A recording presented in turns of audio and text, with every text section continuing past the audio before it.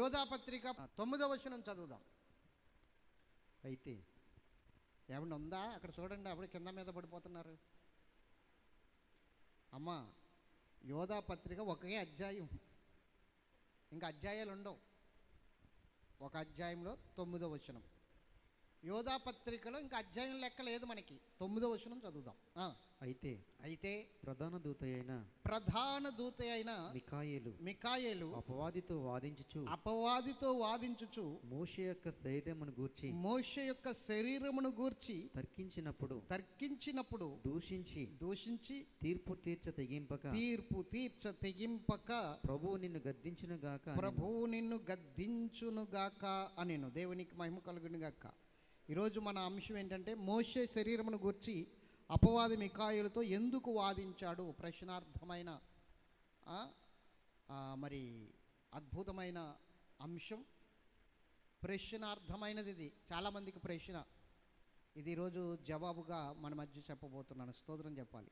ఇద్దరు అడిగారు నన్ను, దైవజనులు, మోషే శరీరమును గూర్చి అపవాది మికాయేలుతో ఎందుకు వాదించాడు, అసలు శరీరము అపవాదికి ఎందుకు, దీని గురించి ఒకసారి చెప్పండి సార్ అని ఇద్దరు అడిగారు.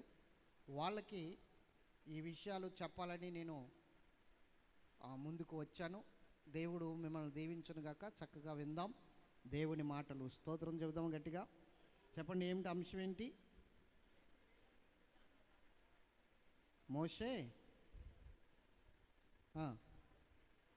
మోషే శరీరమును గూర్చి అపవాది మికాయేలుతో ఎందుకు వాదించాడు, ఇది సబ్జెక్టు. అందరూ కూడా జాగ్రత్తగా వినండి. దేవుని మహిమ కలుగును కాదు. దేవుని బిడ్డలారా, ఒక విషయాన్ని గుర్తుంచుకోండి, జాగ్రత్తగా వినండి. మనము ప్రత్యక్షతలు అనేవి చూడకపోతే దేవుని యొక్క సన్నిధిలో ఎంత మాత్రము కూడా జ్ఞానము పొందుకున్న వారము కాము. ప్రత్యక్షత అనేది ఖచ్చితంగా ఉండాలి. ప్రకటన గ్రంథం 5వ అధ్యాయంలో యోహాను చూస్తున్న ప్రత్యక్షత ఏంటో తెలుసా? యోహాను, అమ్మ బాబు ఇది పెట్టినాను కొంచెం. యోహాను చూస్తున్న ప్రత్యక్షత ఏంటి అంటే, తండ్రి చేతిలో 7 ముద్రల గ్రంథం ఉంటుంది. ఆ గ్రంథాన్ని విప్పడానికి ఎవ్వరు భూమి మీద కానీ, పాతాళంలో కానీ, పరలోకంలో కానీ అసలు ఎవరికి అర్హత లేదు, అధికారం లేదు. ఆ గ్రంథాన్ని ఎవరు ఇప్పలేరు. ఇప్పడం అనేది ఎవరి వల్ల కాదు. కానీ యేసుక్రీస్తు ప్రభువారు మాత్రమే అది ఇప్పడానికి అర్హుడంట. ఎందుకు అర్హుడయ్యాడు అంటే, ఆ పెద్దలలో ఒకడు అంటాడు, నీవు నీ రక్తమిచ్చి ప్రజలను దేవునికి రాజ్యముగా కొన్నావు గనుక నీవే అర్హుడవు అంటాడు ఆయన. స్తోత్రం చెప్పాలి గట్టిగా. మీరు గమనించండి, యేసుక్రీస్తు ప్రభువారు అప్పుడే రక్తమిచ్చి చనిపోయి తిరిగి లేచి పరలోకం వెళ్ళాడా? అప్పటికి చానాళ్ళు అయిపోయింది పరలోకం వెళ్ళిపోయి. అప్పటికి చానాళ్ళు అయిపోయింది పరలోకం వెళ్ళిపోయి. దగ్గర ఒక 40-50 సంవత్సరాలు అయిపోతుంది అప్పటికి. మొదటి శతాబ్దంలో, అర్థమవుతుందా? మొదటి శతాబ్దంలో అంటే ఏడి అంటారు దాన్ని, ఏడి 30వ సంవత్సరంలో ఆయన వెళ్ళిపోయాడు. అర్థమవుతుందా? 30వ సంవత్సరంలో వెళ్ళిపోయాడు. ఆ తర్వాత యోహాను ఇంకా బ్రతికి ఉన్నప్పుడు వృద్ధుడైపోయాడు. పద్మాసు ద్వీపంలో వృద్ధుడైపోయాడంటే అప్పటికి దగ్గర యోహానికి ఒక 100 సంవత్సరాలు ఉండొచ్చు. 100 సంవత్సరాలు అంటే అదో 30, ఇదొక 70 వేసుకోండి, 70 సంవత్సరాలు అవుతుంది అప్పటికి యేసు ప్రభు వెళ్ళిపోయి. 70 సంవత్సరాల తర్వాత ఇప్పడం ఏమిటి?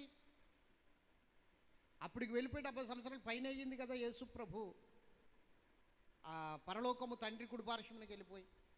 మరి అప్పుడు ఇప్పడం ఏమిటి గ్రంథాన్ని? అప్పటి వరకు ఏం చేశారంటే, యోహాను చూసిన ప్రత్యక్షతను బట్టి అప్పుడు అక్కడ ఇప్పుతున్నాడు ఆయన. గట్టిగా స్తోత్రం చెప్పాలి. అలాగే నీవు చూసే ప్రత్యక్షతలు బట్టే పరిశుద్ధ గ్రంథములో ఉన్న మర్మాలు ఇప్పబడతాయి.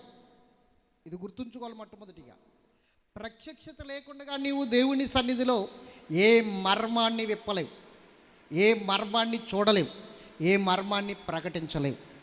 ప్రత్యక్షత ఉంటేనే ఆ మర్మాన్ని నువ్వు ప్రకటించగలదు. దేవుని సన్నిధిలో ప్రార్థన చేస్తూ ఆయన పాదాలు పట్టుకుంటే ప్రత్యక్షతలోనే ఆ వాక్యపు వెలుగులో నువ్వు సమస్తము గ్రహించగలుగుతావు. ఆ శక్తి నీకు వస్తుంది.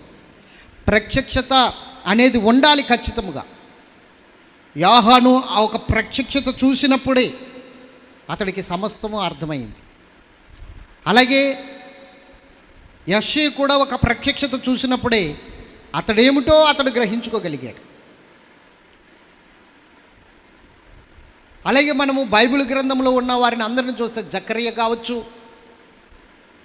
ఇంకా దానియేలు కావచ్చు, లేకపోతే యెహెజ్కేలు కావచ్చు, వీళ్ళందరూ ప్రత్యక్షతను బట్టే పరలోకములో ఉన్న మర్మాలు తీసుకొచ్చారు బయటికి. ప్రత్యక్షతలు లేకుండా ఆ మర్మాలు ఇవ్వబడవు. యెహెజ్కేలు లేకపోతే ఆ మర్మాలు ఎలా తెలుస్తాయి అంటే ఆయన ప్రత్యక్షతలు పొందుకున్నాడు కాబట్టి చూసినవన్నీ రాసుకొచ్చేసాడు. దానియేలు ప్రత్యక్షతలు పొందుకున్నాడు కాబట్టి చూసినయల్లా రాసుకొచ్చేసాడు. యోహాను ప్రత్యక్షత పొందుకున్నాడు కాబట్టి చూసిందల్లా అంటే ప్రత్యక్షతను బట్టే అక్కడ ఉన్న సత్యాన్ని ఇక్కడికి దింపగలదు నువ్వు.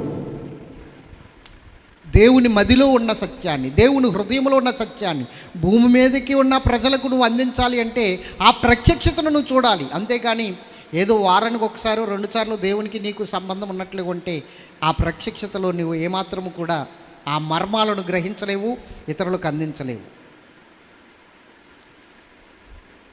అందుకని నేను చెప్తున్నాను, దేవుని బిడ్డలారు గమనించండి, సర్వసత్యములోనికి నడిపించబడాలి మనం. సర్వసత్యము అంటే చెప్పాలి, ఒకటే సత్యము కాదు, సర్వసత్యము అంటే సర్వము పోగేస్తే సత్యము. అర్థమవుతుందా? ఒక సత్యాన్ని తెలుసుకుని వెళ్ళిపోతే అది సర్వసత్యం కాదు. సత్యం అనేది చాలా ఉంది, లోతుకు ఉంది. అన్ని సత్యాలు, దేవుడు చూపించిన సత్యాలు అన్నీ పోగేస్తే అవి సర్వసత్యం అవుతుంది. అప్పుడు ఇగో సర్వము పట్టుకొచ్చేసాను అంటాం కదా, కొంచెం ఉంచుకుని కొంచెం తెచ్చామనుకోండి, అది సర్వం అవ్వదు. ఏమవుతుంది? కొద్దిగానే అవుతుంది. నాకున్న సమస్తము అంటే నాకున్న సర్వము పట్టుకొచ్చేసానంటే సర్వసత్యం అంటే చాలా సత్యాలు ఉన్నాయి, అవన్నీ పోగేసుకుంటే సర్వసత్యం అవుతుంది. దేవునికి మహిమ కలుగును గాక. సత్యస్వరూపి అయిన ఆత్మ మీ వద్దకు వచ్చినప్పుడు సర్వసత్యములోనికి అన్నాడు అక్కడ. కాబట్టి మర్మాలు అనేవి మనకు అవసరం అంటే ఖచ్చితంగా అవసరం. మర్మము లేకుండా నువ్వు దేవుని సన్నిధిలో ఎంత మాత్రము కూడా దేవునికి నీకును అనుసంధానమైన సంబంధం ఉండదు. స్తోత్రం చెప్పాలి గట్టిగా. కొన్ని విషయాలు మీకు నేను చెప్పాలనుకుంటున్నాను, జాగ్రత్తగా విందాం. సంఘమును కంట దేవుడు నానా విధముల జ్ఞానం నేర్పాలనుకున్నాడట. ఎఫెసీ పత్రిక 3:8 ప్రకారంగా సంఘమునకు ఏమి నేర్పాలనుకున్నాడు దేవుడు? నానా విధముల జ్ఞానం. ఎందుకు నేర్పాలనుకున్నాడు? ఈ సంఘము ద్వారా ఆ నానా విధముల జ్ఞానము పరలోకములో ఉన్న అధికారులకి, ప్రధానులకి సంఘము తెలియజేయాలట. వాస్తవానికి నేను చెప్తున్నాను, పరలోకంలో ఉన్న దూతలకు కానీ, పరలోకంలో ఉన్న 24 పెద్దలకు కానీ, పరలోకంలో ఉన్న అధికారులు అనబడిన వారికి కానీ, ప్రధానులు అనబడిన వారికి కానీ జ్ఞానం తెలియదు. దేవుని జ్ఞానం తెలియదండి. వాస్తవంగా చెప్తాను, తెలీదు. ఎఫెసీ 3:8 దీనికి సాక్ష్యం. 3:8 సాక్ష్యం. ఎందుకు తెలియదు? దేవుడు భూమి మీదకి ఎందుకు వచ్చాడో, రక్తం ఎందుకు కార్చాడో, అసలు మానవుడికి అంత విలువ ఎందుకు ఇచ్చాడో, మానవుడు తప్పు చేసినప్పటికీ, పాపం చేసినప్పటికీ, దేవుని యొక్క ఆశలన్నీ నిరాశలు చేసేసినప్పటికీ మానవుడికి అంత ప్రేమ దేవుడు ఎందుకు చూపిస్తున్నాడో, మానవుడి కోసం ఎందుకు అంతగా ఆలోచిస్తున్నాడో దేవదూతలకు అర్థం కావట్లేదు. ఒక దేవదూత ఒక తప్పు చేస్తే పాతాళాన్ని గెంటేశాడు. మానవుడు ఇన్ని తప్పులు చేస్తున్నా క్షమాపణ అంటున్నాడు. అసలు ఏమిటి దేవునికి మానవునికి ఉన్న సంబంధం అన్నది దేవదూతలకు కానీ, 24 పెద్దలకు కానీ, జ్ఞానం ఎవరికీ అర్థం కావట్లేదు. అది మనము నేర్పాలని దేవుడు చూస్తున్నాడు. దేవుడికి ఉన్న ఆలోచన ఏంటంటే దేవుడు నేర్పించగలుగుతాడు. దేవుడు చెప్పేస్తాడు, ఇది తెలియలేదా నీకు, ఇది నాకు మానవుడికున్న సంబంధం అని చెప్పేయగలుగుతాడు. కానీ దేవుడు ప్రెస్టేజ్ ఏంటో తెలుసా? హే, ఈ మాత్రం దానికి నేనెందుకు, భూమి మీద ఉన్న నా భార్య చాలు, ఈ మాత్రం దానికి నేనెందుకు చెప్పడం, నేను కలగజేసుకోవడం ఎందుకు, ఈ మాత్రం చెప్పాలంటే నేను రావాలా, భూమి మీద ఉన్న నా భార్య చాలు దీన్ని చెప్పడానికి, నా భార్య చెప్తుంది విను అని భార్య చెప్తే విని సంతోషించాలని, భార్యని బట్టి అతిశయించాలని దేవుడు చూస్తుంటే, ఈ భార్య ఏమో ఇంకా ఇంకా ఇంకా ఇంకా దిగజారిపోతున్న పరిస్థితిలో ఉందండి. అందుకని నేను చెప్తాను, నానా విధముల జ్ఞానము, నానా విధముల సత్యమును తెలుసుకుని సంఘమునకు సమస్తము సాధ్యమే అన్నట్లుగా మనం నిలబడి సంఘము ప్రకటించాలి నానా విధముల జ్ఞానము, అట్లా ప్రకటించాలి. అందుకని దైవజనులారా, ఇంకా ఈ లోక సంబంధమైన బోధలు, లేకపోతే మూలపాఠాలు, లేకపోతే రక్షణను గూర్చిన సువార్త, లేకపోతే జక్కయ్య గురించి, మరియ గురించి, మార్త గురించి, వీటి కోసం కాకుండా ప్రత్యక్షతల్లోనికి వెళ్ళండి. దయచేసి మీకు దండం పెడతా, ప్రత్యక్షతలను చూడండి. ఆ ప్రత్యక్షతల్లో దేవుని యొక్క ఉద్దేశాలను, ఆయన యొక్క ఆలోచనలను గ్రహించండి. స్తోత్రం చెప్పాలి గట్టిగా. ఎంతోమంది శావుకులు ఉన్నప్పటికీ వాళ్ళకెవ్వరికి రాని బిరుదు దావీదుకి ఎందుకు వచ్చింది? అతడు నా ఇష్టానుసారుడు, అతడు నా యొక్క హృదయానుసారుడని ఎందుకు చెప్పాడు దావీదు గురించి? దావీదుకి తెలుసు దేవుని మనసు, దేవుని ఆలోచనలు, దేవుని ఉద్దేశాలు, దేవుని యొక్క సంకల్పాలు ఏంటో దావీదుకి తెలుసు. అందుకనే దావీదు వంశంలోనికి వచ్చేసాడు క్రీస్తు. ఏమిటి అంత ప్రత్యేకమైన స్థితి దావీదుకి? దేవునికి ఉన్న ప్రత్యేకమైన సంబంధం ఏమిటి? దావీదు తప్పు చేయలేదా? చేశాడు. కానీ దావీదు వంశంలోనికి ఎలాగొచ్చాడు? క్రీస్తు. ఇవన్నీ కూడా మనము ఇన్వాల్వ్ అయిపోవాలి. బైబిల్ చదువుతున్నప్పుడు, ప్రార్థన చేస్తున్నప్పుడు పూర్తిగా ఇన్వాల్వ్ అయిపోయి, పూర్తిగా మనము లోబడిపోతే అప్పుడు సమస్తము మనకు అర్థమైపోతుంది. దేవుడు చూపించేస్తాడు, అన్నీ చూపిస్తాడు. నేను మామూలుగా మీతో చక్కగా ఉంటాను, చక్కగా నడుస్తాను, మీతో ఉన్నప్పుడు మీ వాడిగానే ఉండిపోతాను. నిజం చెప్తున్నాను, కుర్రోళ్ళతో ఉన్నప్పుడు కుర్రోళ్ళలా ఉంటాను నేను. ఎవరితోటైనా సరే కుర్రోళ్ళతో ఉన్నప్పుడు వాళ్ళతో సరదాగా కుర్రోళ్ళలాగానే ఉంటాను. దైవజనులతో ఉన్నప్పుడు దైవజనులాగా ఉంటాను. నా చుట్టూ కుర్రోళ్ళు ఉంటారు తెలుసా మీకు? దేవునికి మహిమ కలుగును గాక. ఎందుకు? వాళ్ళతో సంతోషంగా ఉంటాను, చక్కగా ఉంటాను, వాళ్ళని నడిపించే విధానంలో నడిపిస్తాను. అందుకనే నేను చెప్తున్నాను, అలాగే దేవునితో ఉండవలసిన సంబంధం కలిగి దేవునితో ఉంటాను. ఆయనతో ఎలా ఉండాలో, ఏ విధంగా ఉండాలో, ఎలా నడవాలో, ఏ విధంగా నడిస్తే బాగుంటుందో, ఆయనతో ఎలా ఉండాలో వ్యక్తిగతంగా ఎలా నడవాలో అలా ఉంటాను. నా బిడ్డలకు కూడా నేను తండ్రిలా ఉండవలసిన సమయంలో తండ్రిలా ఉంటాను, స్నేహితుడిలా ఉండవలసిన సమయంలో స్నేహితుడిలా ఉంటాను.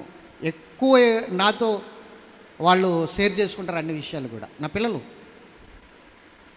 ఏదైనా చిన్న వీడియో చూస్తే దగ్గరికి వచ్చేసి కూర్చొని నాకు చూపించి, చూడండి డాడీ అని చెప్పేసి నాకు వాళ్ళ మమ్మీకి చూపించి మాతో వాళ్ళ సంతోషాన్ని పంచుకుంటారు. ఒక స్నేహితులాగా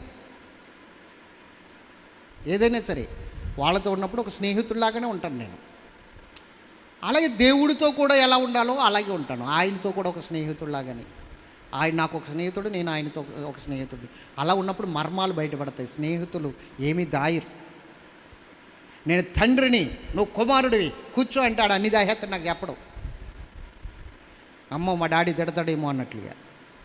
నేను నీ స్నేహితుడిని రా అని చెప్పు, సమస్తం నీ దగ్గరికి వచ్చి షేర్ చేసుకుంటాడు.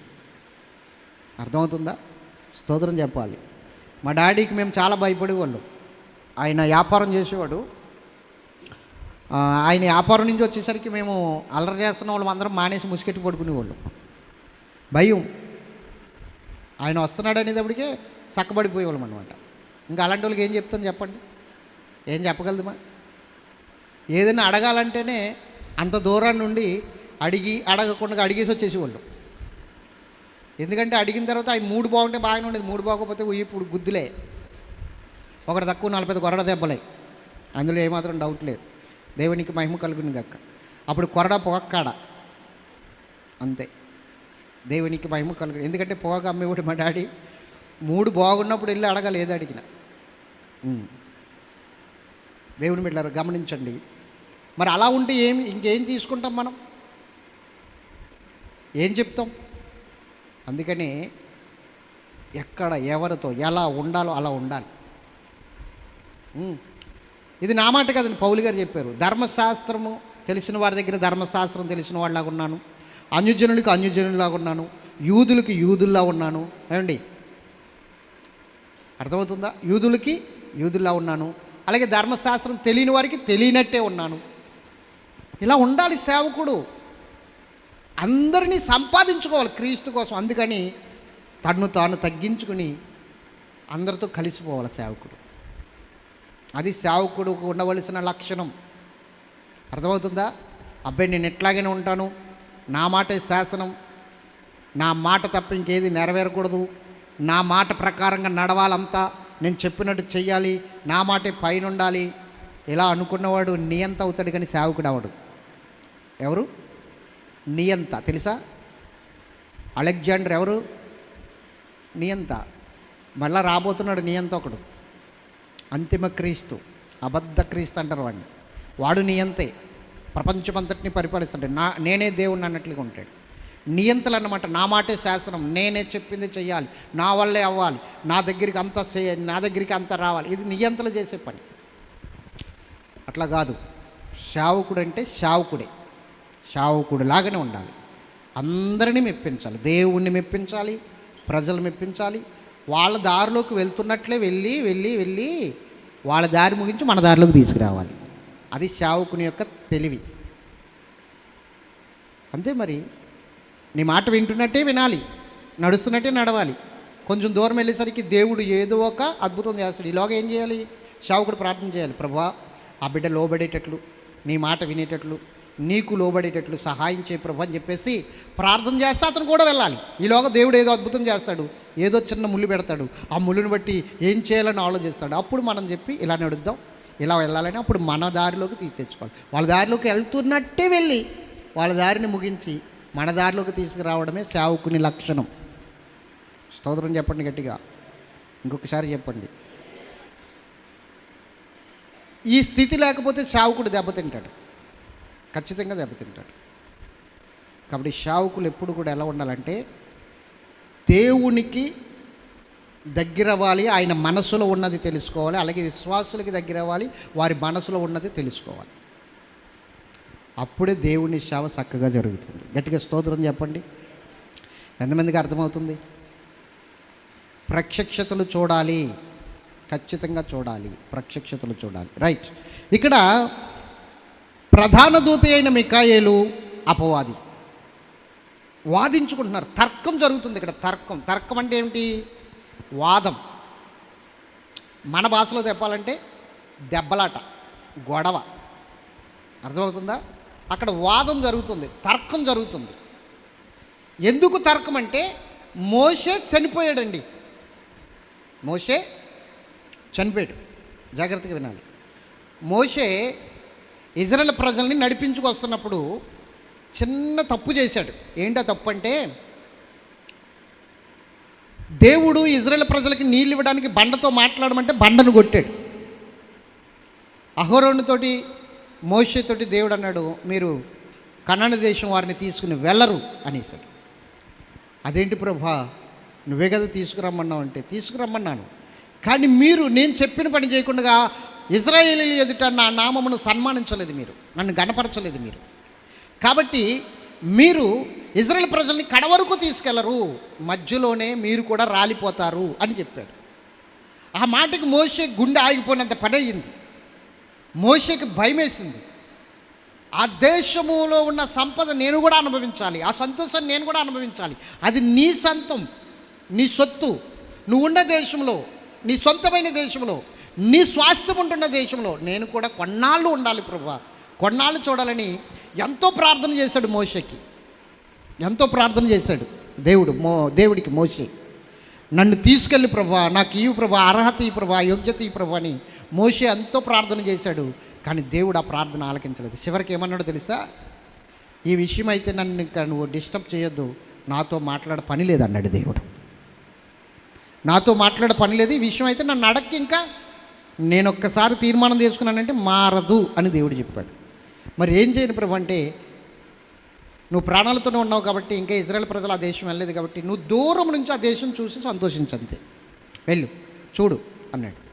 దూరం నుంచి ఒక కొండ మీద నిలబడి ఆ దేశమంతా కన్నులారా చూసి ఆనందించాడు. ఒక పక్కన దుఃఖం, ఇంత మంచి దేశంలో నేను ప్రవేశించలేకపోతున్నాను, ఇంత మంచి దేశంలో నేను వెళ్ళలేకపోతున్నాను, ఈ దేశంలో నేను ఉండలేకపోతున్నాను, ఆ దేశ సంపద లేకపోతే ఆ దేశం యొక్క ఫలమును నేను భుజించలేకపోతున్నానని ఒక పక్కన బాధ, కనీసం చూశానులే అన్న ఒక పక్కన తృప్తి. ఈ రెండు కలిగిన మోషే తిరిగి వచ్చేసాడు. రెండవసారి ధర్మశాస్త్రాన్ని ఇజ్రాయెల్ ప్రజలకు ప్రకటన చేస్తున్నాడు.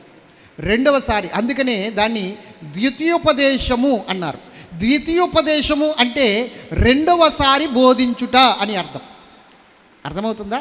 ద్వితీయ అంటే రెండవసారి, ఉపదేశము అంటే బోధించుట, రెండవసారి బోధించుట. ధర్మశాస్త్రాన్ని రెండవసారి ఇజ్రాయెల్ ప్రజలకు చెప్తున్నాడు. అందుకని దానికి ద్వితీయోపదేశ కాండము అని పేరు పెట్టారు. మీకు అర్థమవ్వాలి, స్తోత్రం చెప్పాలి. ద్వితీయోపదేశ కాండం అంటే అర్థం ఏమిటి? రెండవసారి ఉపదేశించుట. ధర్మశాస్త్రం ఆల్రెడీ ఒకసారి బోధించేశారు, ద్వితీయోపదేశ కాండంలోకి వచ్చేసరికి రెండోసారి బోధిస్తున్నారు. రెండోసారి బోధిస్తున్నాడు కాబట్టి రెండోసారి బోధించడం అనే దాన్ని ద్వితీయ ఉపదేశం. ద్వితీయ అంటే రెండు, ఉపదేశం అంటే బోధించటం. రెండవసారి బోధించటమే ద్వితీయ ఉపదేశ కాండము. స్తోత్రం చెప్పాలి. రెండవసారి బోధిస్తున్నాడు. బోధిస్తూ యెహోషువను నాయకుడిగా అభిషేకించేసి మోషే చనిపోయాడు. దేవునికి మహిమ కలుగును గాక. హల్లెలూయా. మోషే చనిపోయిన తర్వాత మోషే సమాధి ఎక్కడుందో నేటి వరకు ఎవరికి తెలియదట, కప్పెట్టిన వారికి కూడా తెలియదట. చూడండి, ద్వితీయోపదేశ కాండము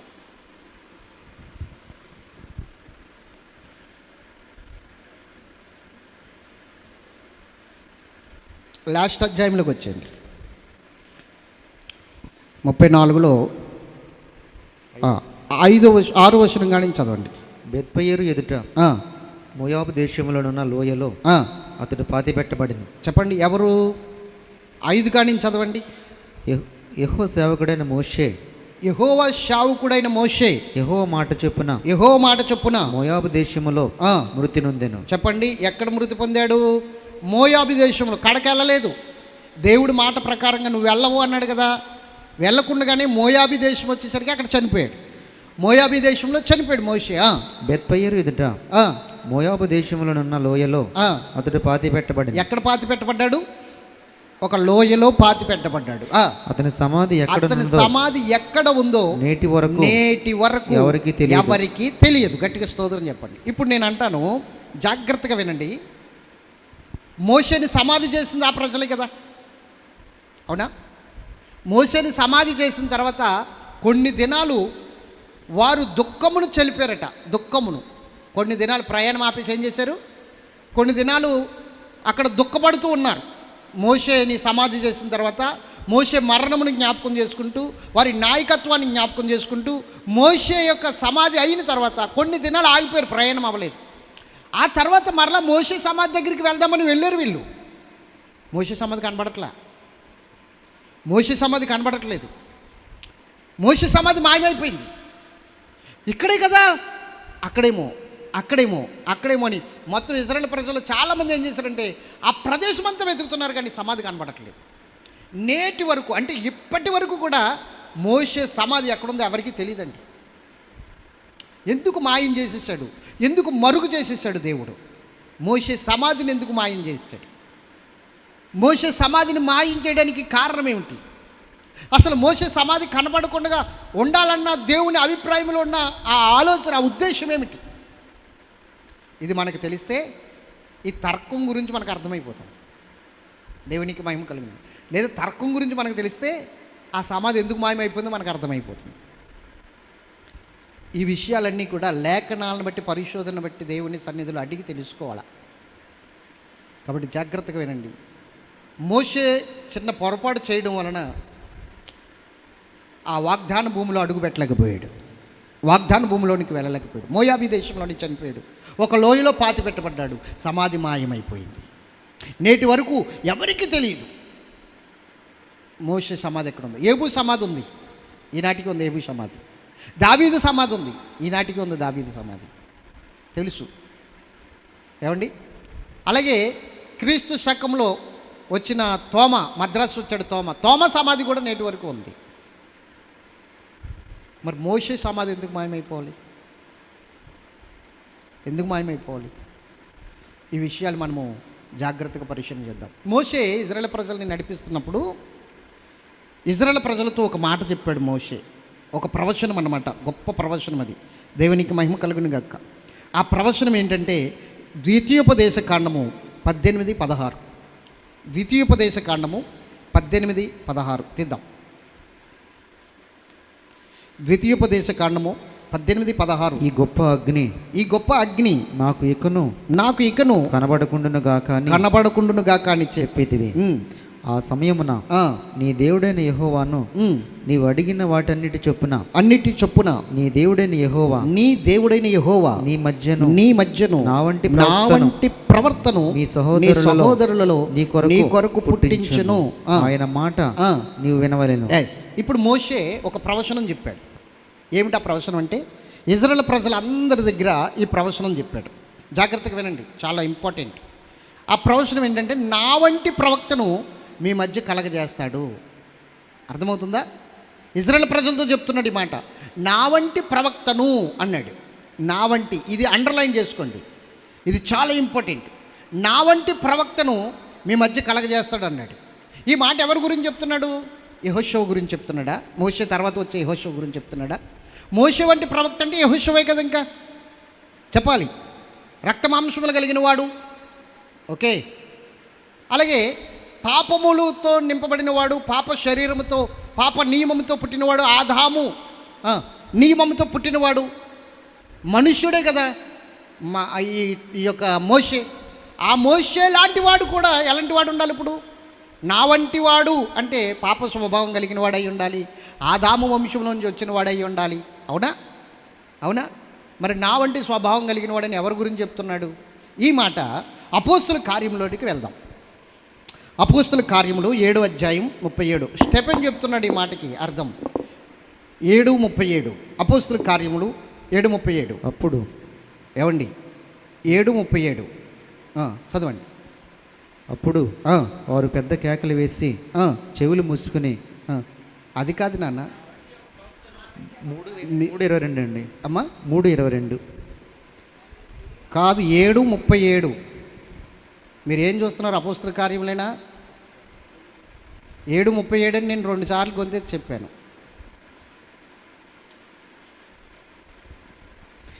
నా వంటి ఒక ప్రవక్తను మీకు వాట్సాప్లో కూడా నేను మెసేజ్ పంపేశాను ఆల్రెడీ. నా వంటి ఒక ప్రవక్తను దేవుడు మీ సహోదరులలో మీకు పుట్టించును అని ఇశ్రాయేలుతో చెప్పిన మోషే ఇతడే. అంటే ఇప్పుడు ఎవరి గురించి చెప్తున్నాడని స్టెఫెన్ చెప్తున్నాడు. స్టెఫెన్ చెప్తున్నాడు కదా, ఎవరి గురించి చెప్తున్నాడు? మీరు గమనించాలి, ఈ మాటలు జాగ్రత్తగా వినాలి. స్టెఫెన్ మాట్లాడుతున్నాడు, స్తోత్రం చెప్పాలి గట్టిగా, హల్లెలూయా. అది చివరి మాటలు, స్టెఫెన్ మాటలు, చివరి ప్రసంగం అనుకోవాలి, లేకపోతే వాదం తర్కం అనుకోవాలి. ఎవరితో?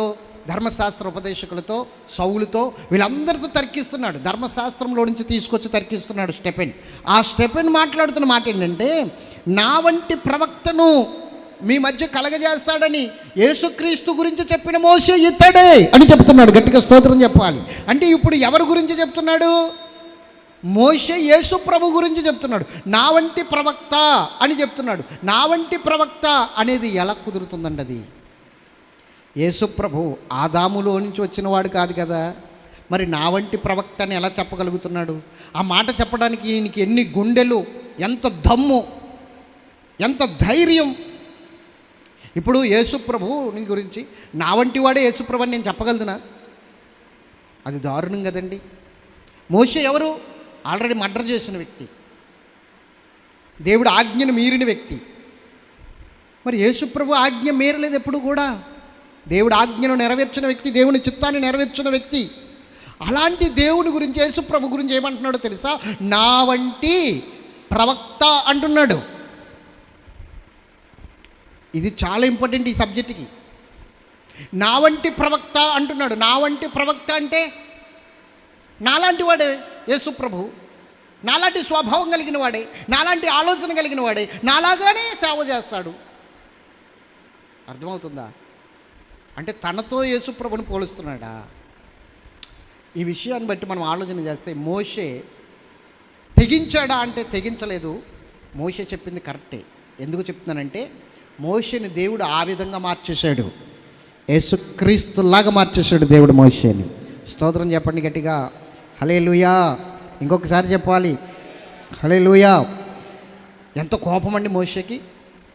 కోపమా కాదా? ఒక్క గుద్దుతో చంపేలేదు ఒకడిని, ఇసుకలో కప్పెట్టేలేదా? మరి దేవునికి కోపమా కాదా చెప్పండి? దేవునికి కోపం ఉందా లేదా? దేవుడు దహించు అగ్నియే కాదా? రోషం కలిగిన వాడే కాదా? అలాంటి వాడు దేవుడు ఏమయ్యాడో తెలుసా?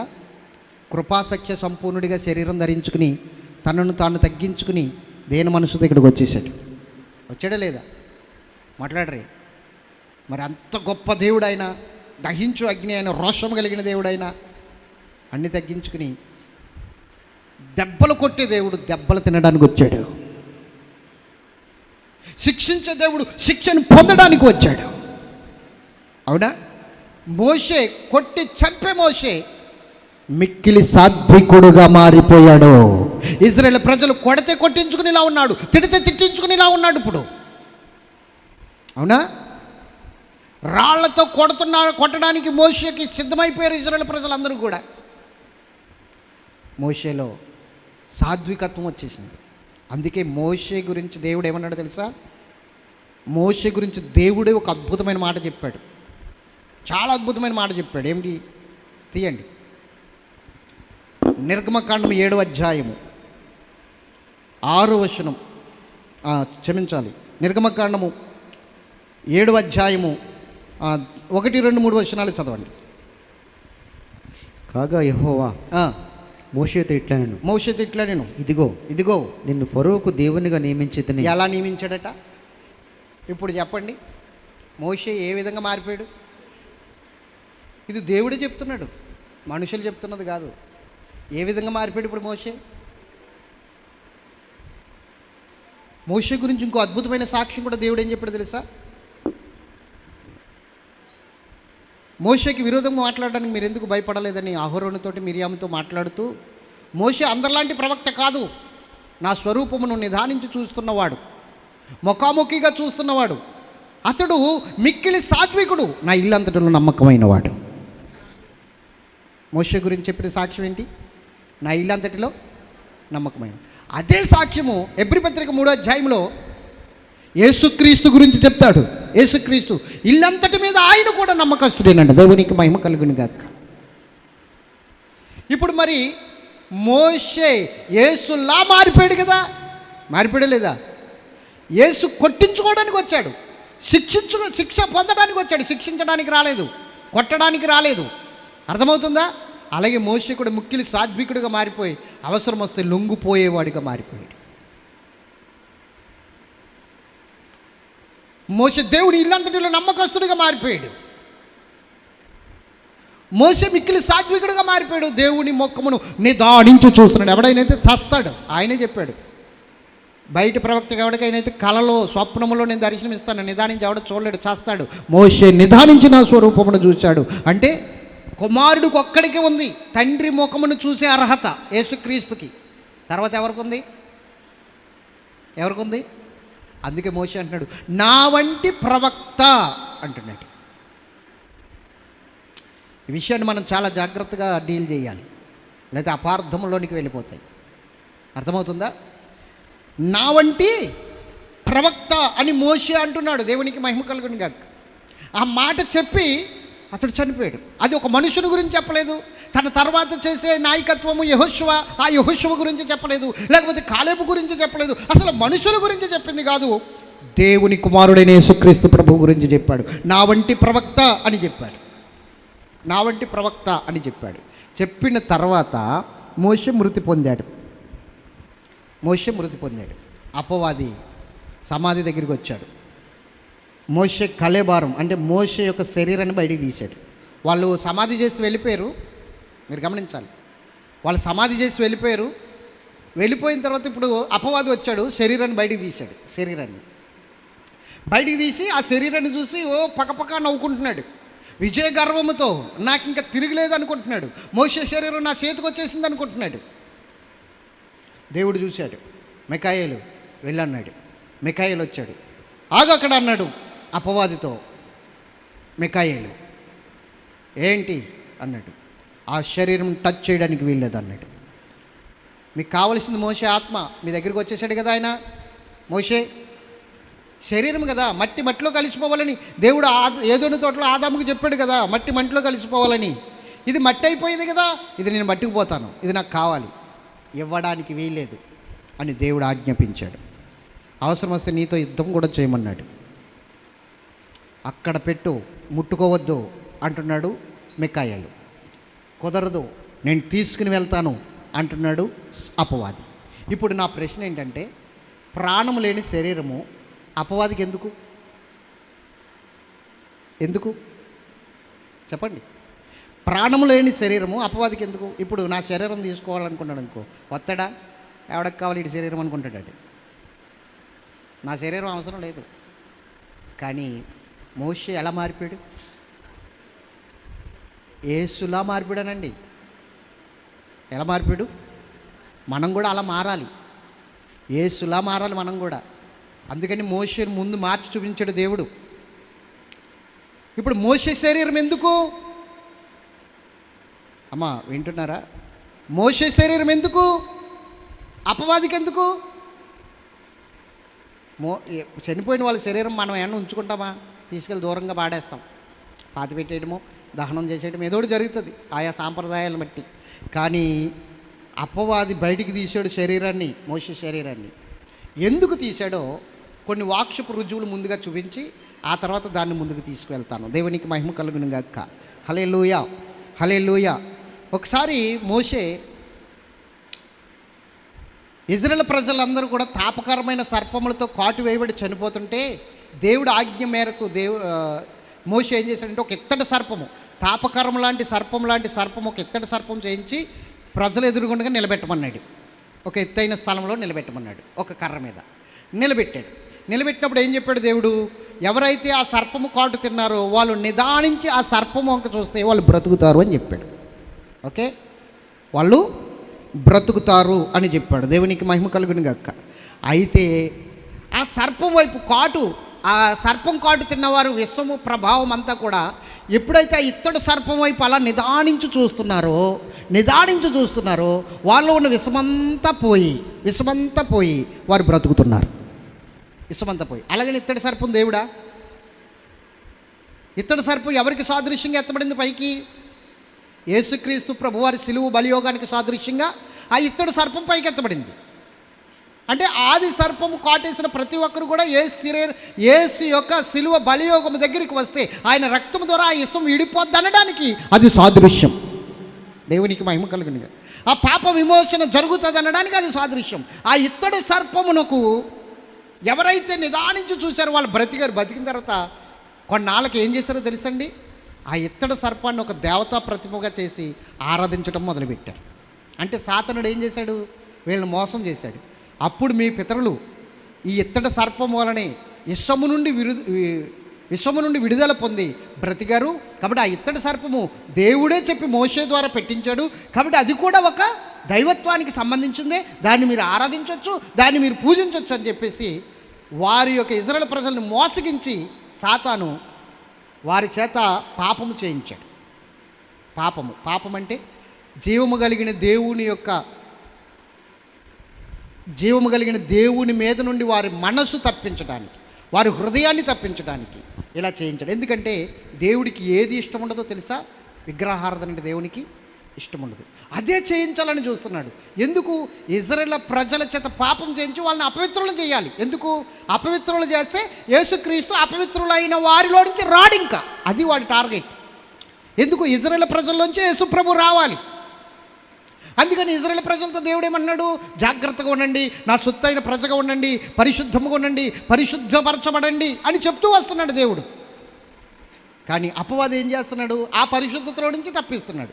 యేసుక్రీస్తు పుట్టేంత వరకు పరిశుద్ధంగా ఉండాలి. మీకు తెలుసా, సంసోను పుట్టేంత వరకు తల్లిదండ్రులు ఎంత పరిశుద్ధంగా ఉండాలని చెప్పాడు? అలాగే యేసుక్రీస్తు పుట్టేంత వరకు కూడా ఇజ్రాయేల్ ప్రజలు చాలా పరిశుద్ధంగా ఉండాలి. ఆ పరిశుద్ధత నుండి, ఆ నియమము నుండి, ఆ నిష్ట నుండి తప్పించటమే వీడి పని. ఎందుకు తప్పించాలి? యేసుక్రీస్తు భూమి మీదకి రాకూడదు, వాళ్ళ ద్వారా రాకూడదు, అది వాడి టార్గెట్. అందుకని ఇజ్రాయేల్ ప్రజలను అపవిత్రపరచడమే వాడి పని, దేవునికి విరోధులుగా చేయడమే వాడి పని. వారు ఏం చేశారో తెలుసా? మీ పితరులు ఆ ఇత్తడి సర్పము ద్వారా చాలా మంచి కార్యాలు పొందారు.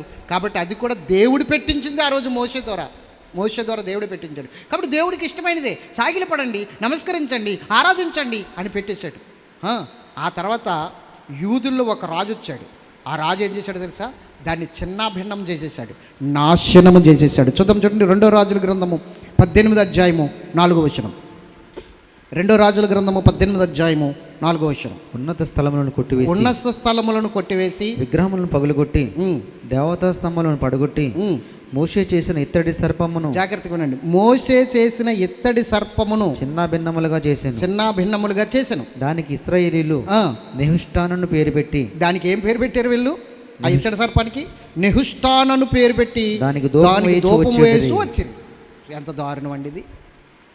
అంటే సాతానుడికి చిన్న అవకాశం వస్తే ఏం చేస్తున్నాడు వాడు? దాన్నే వాళ్ళ మధ్య గొప్పగా చేసి దేవుని స్థానాన్ని దానికి ఇచ్చేటట్లు చేస్తున్నాడు.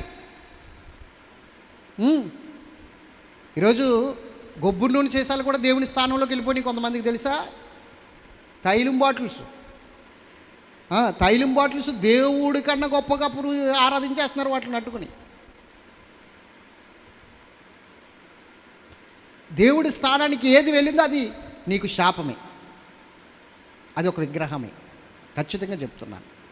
ఇప్పుడు నెహుష్టానాను అని పేరు పెట్టి దాన్ని ఆరాధిస్తున్నారు, ధూపం వేస్తున్నారట ఇజ్రాయేల్ ప్రజలు ఆ ఇత్తడి సర్పానికి. చూసారా సాతానుడు ఎంత మోసం చేస్తున్నాడో ఒక్కొక్కరిని. ఏదైతే మనం ప్రేమిస్తున్నామో దాన్ని దేవుడి స్థానంలో పెట్టేస్తున్నాడు. కొంచెం అవకాశం వస్తే సాతానుడు ఎలాగైనా మార్చేస్తాడు కదా. మీకు ఇంకోటి తెలుసా? గిజ్జోను. ఎంతమందికి తెలుసు గిజ్జోను తెలుసా?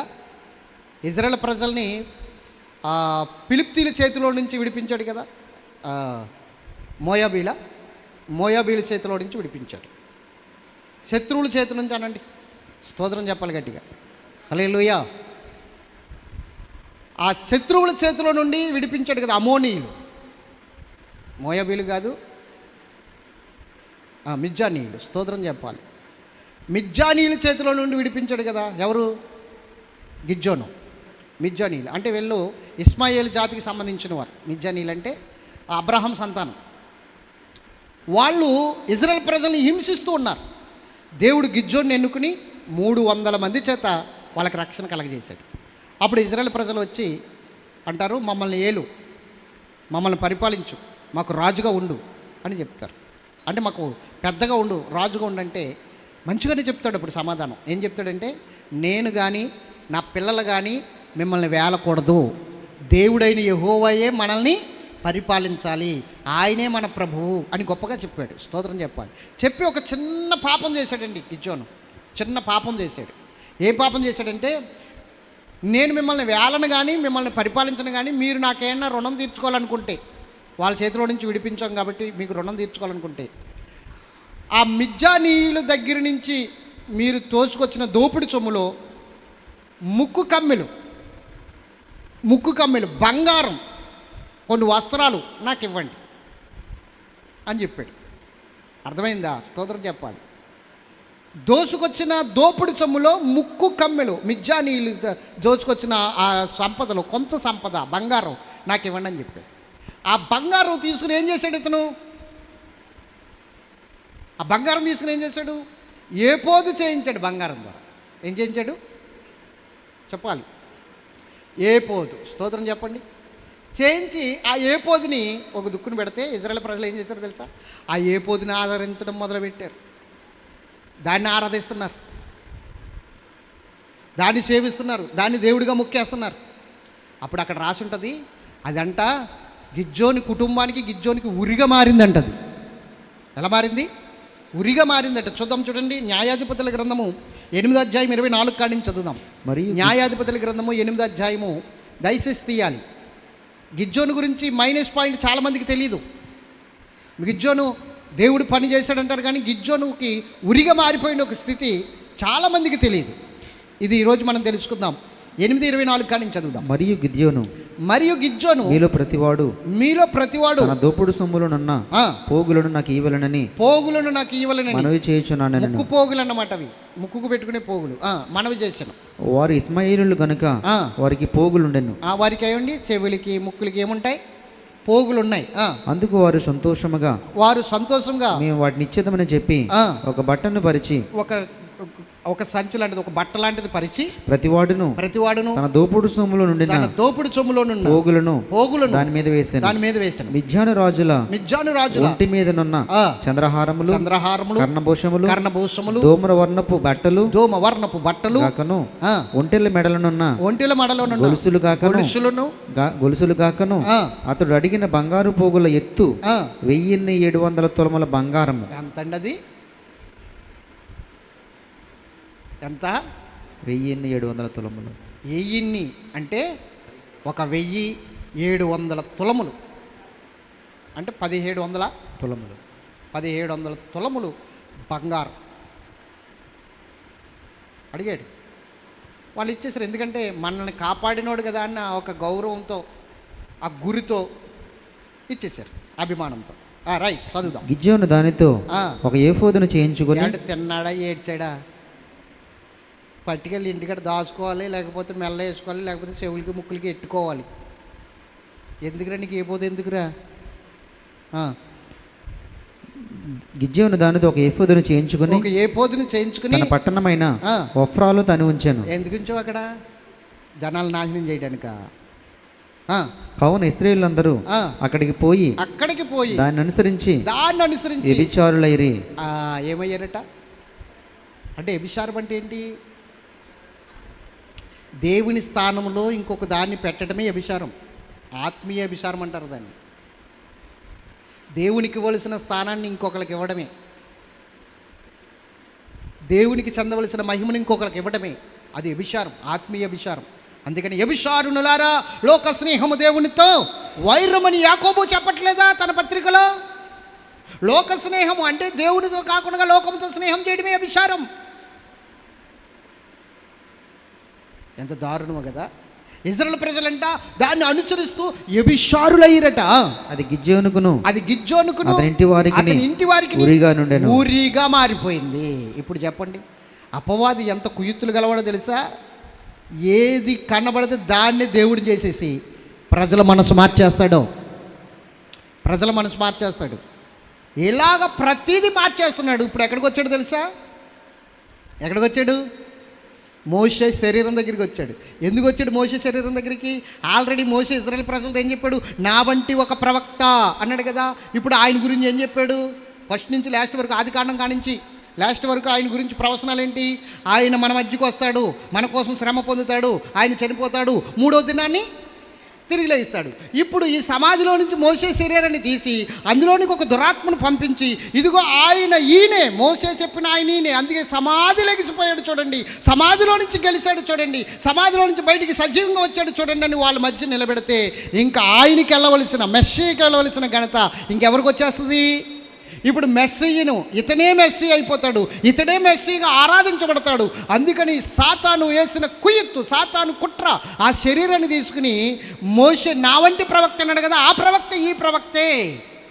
ఇదిగో చూడండి, కావాలంటే చనిపోయి సమాధి చేయబడి తిరిగి లెగిచాడు అని 3వ దినాన్ని సమాధిలోంచి తీసి అతన్ని బయటికి తీసి ఒక దురాత్మను అతనిలోనికి ప్రవేశపెట్టి ఇజ్రాయేల్ ప్రజల్ని మోసము చెయ్యడానికి ప్రయత్నిస్తుంటే దేవుడు చూస్తూ ఊరుకుంటాడా? మికాయేలుని పంపించాడు. ఆ శరీరం విషయంలో అపవాది మనసులో ఉన్న ఆ కుయుత్తుని గ్రహించాడు దేవుడు. వెంటనే వెళ్ళి గద్దించమన్నాడు. ఇజ్రాయేల్ మనసు మార్చేయడానికి, ఇజ్రాయేల్ ప్రజల్ని దారి తప్పించడానికి, ఇజ్రాయేల్ ప్రజల్ని పక్కదారిలో పడేయడానికి మోషే శరీరాన్ని వాడుకోవాలని చూశాడు ఇప్పుడు. అందుకనే దేవుడు మికాయేలుని పంపించి మోషే శరీరం గురించి ఇద్దరికి యుద్ధం జరుగుతుంది. అక్కడ తర్కం జరుగుతుంది. తెగించి దూషించలేదట. యెహోవా నిన్ను గద్దించునుగాక అన్నాడు మికాయేలు. అక్కడి నుంచి పోయాడు. ఇంకా అప్పుడు ఏం చేశాడు తెలుసా? ఈ శరీరం ఇక్కడ ఉంటే ప్రమాదమని శరీరాన్ని, సమాధిని మొత్తం మాయం చేసేసాడు దేవుడు. ఇంకెవరికి కనపడకుండా చేసేసాడు. ఇంక ఈ శరీరం ఇక్కడ భూమి మీద ఉండకూడదు, మహిమ శరీరముగా మార్చేశాడు. స్తోత్రం చెప్పండి గట్టిగా. ఇంక ఈ భూమి మీద ఉండకూడదు. మోషే సమాధి భూమి మీద ఉండకూడదు, మోషే శరీరం భూమి మీద ఉండకూడదు. ఉంటే ఖచ్చితంగా మరలవాడు వస్తాడు, మరలవాడు కుయుక్తులు చేస్తాడు అని ఏం చేశాడంటే అసలు మోషే సమాధి భూమి మీద లేకుండానే చేసేసాడు. అందుకే నేటి వరకు సమాధి లేదు ఇప్పుడు వరకు కూడా. మోషే శరీరమే కావాలడికి, ఎవరక్కలొద్దు. అందుకే ఎవరి సమాధి మాయం చేయడు ఆయన, మోషే సమాధి మాయం చేస్తాడు. ఎందుకంటే మోషే శరీరంతో కథ నడపాలనుకున్నాడు. ఇత్తడి సర్పంతో కథ నడిపాడు, ఏ పోతుతో కథ నడిపాడు, ఇజ్రాయేల్ ప్రజలను పాడు చేశాడు. ఇప్పుడు స్వయంగా మోషే శరీరంతో కథ నడపాలనుకున్నాడు. అది పెద్ద భయంకరమైన మోసం అన్నమాట. దాన్ని దేవుడు సాగనవలేదు.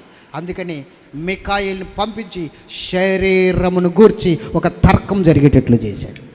అది యూదా మాట్లాడాడు, యూదా తెలుసుకున్నాడు.